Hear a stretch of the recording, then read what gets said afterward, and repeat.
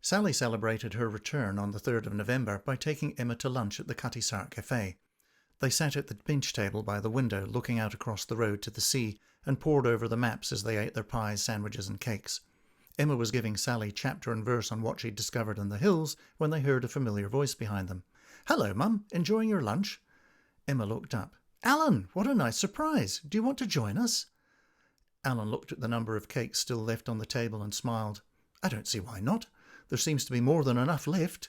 He sat down and leaned in confidentially. "What I really wanted to tell you, though, is that Holmes is in Miss Helen's place again.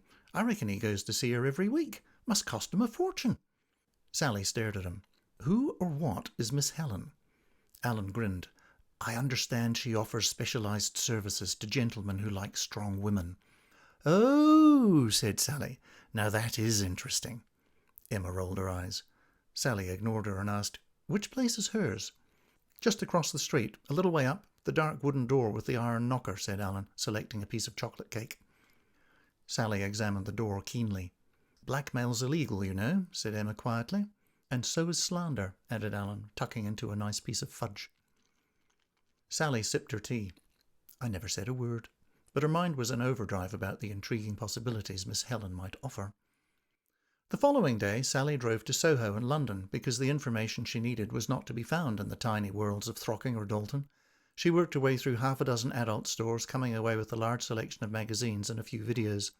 Emma arrived the following morning in response to Sally's flags and sat down to a fresh pot of coffee at the kitchen table.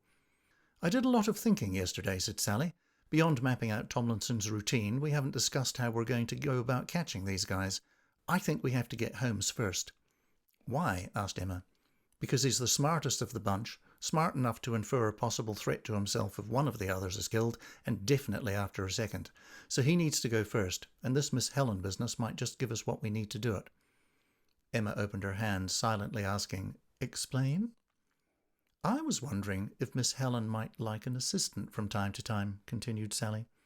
"Oh, that would do wonders for your reputation," laughed Emma. "And in any case, Holmes would recognise you."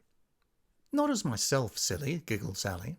"I'll need an alter ego, and transport, a cover story, and to know at least something about what I'm doing. I made a trip to London yesterday and brought back a few things that'll help us learn a little bit about Miss Helen's world." She retrieved the magazines and videos and spread them on the table. Emma's eyes bulged as she flipped through the first of the magazines.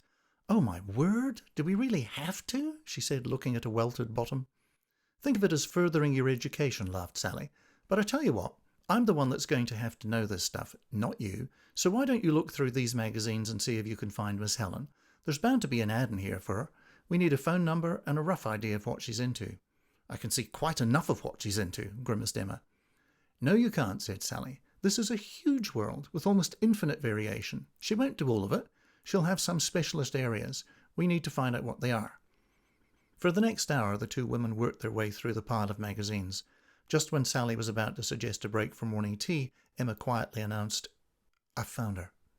And there she was, a 3-line advertisement in the back of one of the magazines.